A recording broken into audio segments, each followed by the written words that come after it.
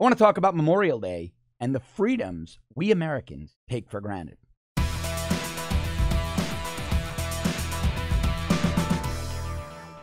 Now, to me, and to many, many other Americans, Memorial Day is much more than just a long weekend. It's time for us to honor those who have paid the ultimate price for this nation, really those killed in action, and their families, the Gold Star families. I have a routine on Memorial Day, on that Monday this morning, that I do every year. At the end of the street where I live, there's an old cemetery, one of the oldest in South Florida, and there are many graves of veterans. The most interesting one to me is Sergeant Edgar Braz of the 8th Iowa Infantry.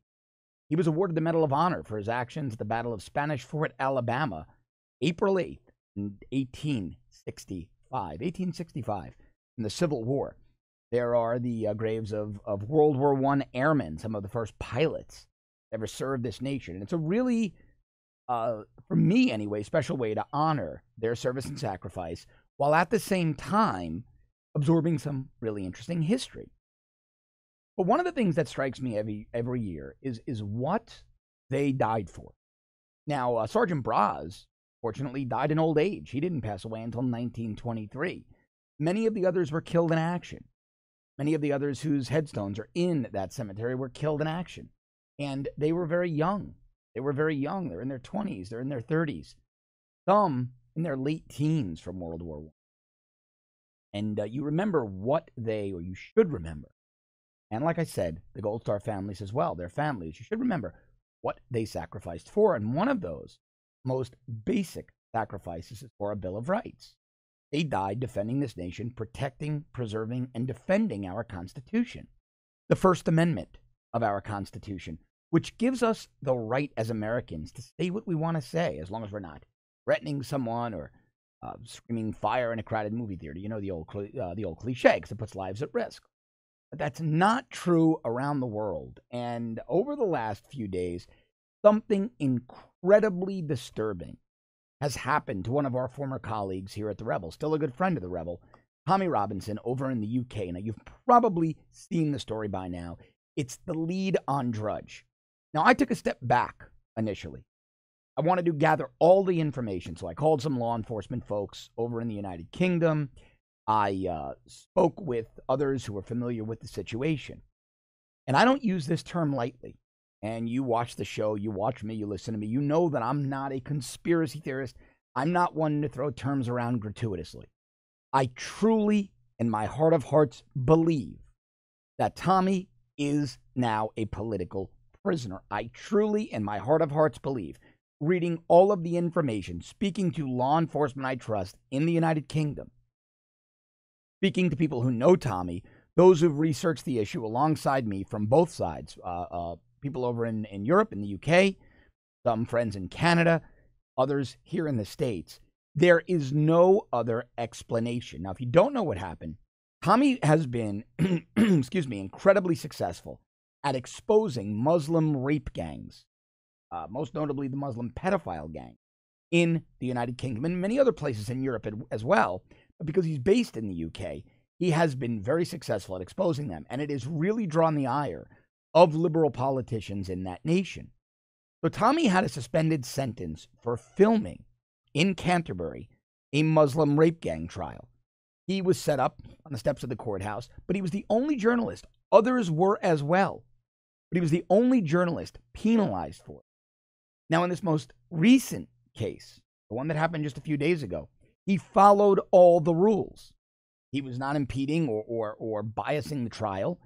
These defendants were going into a verdict hearing. They were going to find out they were found guilty. It apparently was a bench hearing, meaning there was only a judge who was already inside the building and could see Tommy through the window. So he wasn't prejudicing a jury that was walking in with his questions and his camera. He stayed off the courthouse steps. And these are violent, radical Muslim rape gangs. They raped children, 11, 12, 13, 14, hundreds, maybe thousands of kids collectively in the UK. These various gangs, these are heinous people. These are terrible people. And for profiling them, Tommy Robinson was arrested by the police. Now, that's bad enough. Americans look at that with horror and say a journalist arrested for reporting on a relevant case. But it's worse. The judge he revoked Tommy's suspended sentence and sentenced him to 13 months in jail, over a year in jail. It is terrifying. It is chilling. It should scare everyone. It is disgraceful. Worse than that, the judge has now made it illegal to even speak about Tommy's case in the UK. And this judge, Jeffrey Marson, might have sentenced Tommy to death because the Muslim gangs that run many of these prisons, they're much like the Mexican mafia in our prisons on the West Coast, or some of the violent gangs in the prisons on the East Coast. They run these prisons. Tommy runs the risk. He runs the risk of being murdered in jail. This judge didn't care. Now, I want to read the names. I want to read the names of the people that Tommy profiled. Amir Singh Dhaliwal, accused of 54 charges, including 21 charges of rape and 14 of trafficking. Ifran Ahmed, 9 offenses, including child pornography. Zahid Hassan, 20 offenses, 6 include raping a girl 13 or under. Mohammed Kamer, 2 offenses, rape of a girl under 15. Mohammed Aslam, 2 offenses, rape of a girl under 15. Abdul Rahman, 7 offenses, raping a girl under 15. Raj Singh Barsan, 3 offenses, sexual touching of a girl over 13. Naham Muhammad, 3 counts of trafficking, sexual trafficking. Zabir Ahmed, 2 offenses, raping a girl under the age of 15.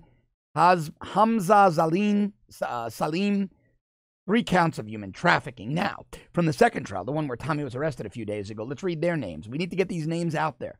You need to know how terrible these people are. Tommy wanted to keep people safe, exposing these savages. This would never happen in the United States. It's a disgrace. But let's read the defendants the judge is protecting. Mansour Akhtar, 3 offenses, including attempted rape of a girl under 13. Muhammad Asif Akram, 14 offenses, including 4 charges of raping a girl of 13 or under and 1 charge of threatening to kill a child.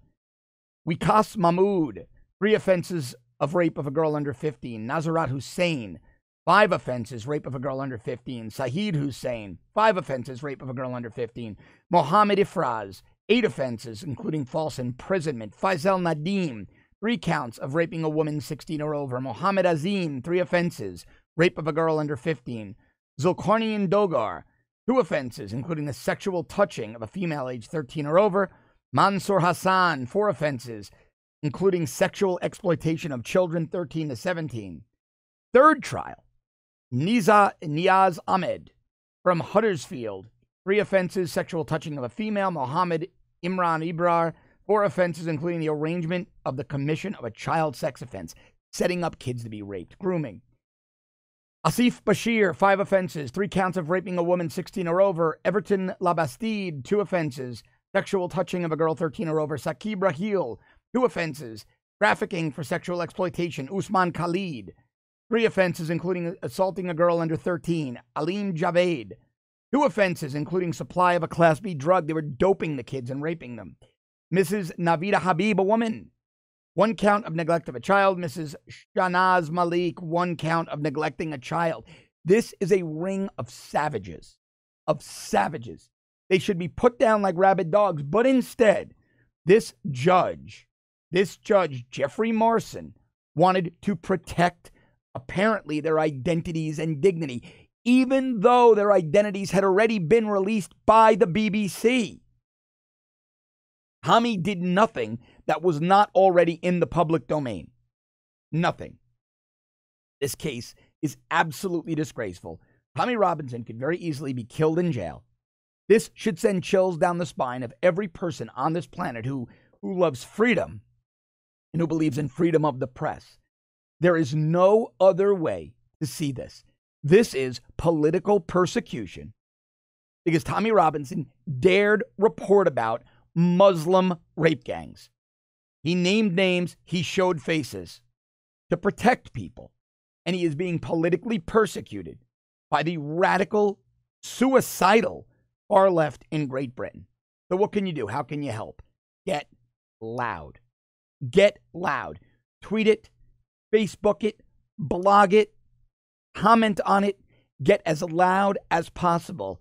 And let's keep this story alive till Tommy is released from jail. This is terribly, terribly important content. What happened to Tommy Robinson should send chills down the spine, like I said, of every freedom-loving person around the world, everyone who believes in a free press. This is a disgrace. This is a travesty. I'm going to bring you every update on this story. Tommy is a good guy. I like Tommy. He's controversial. We love controversy.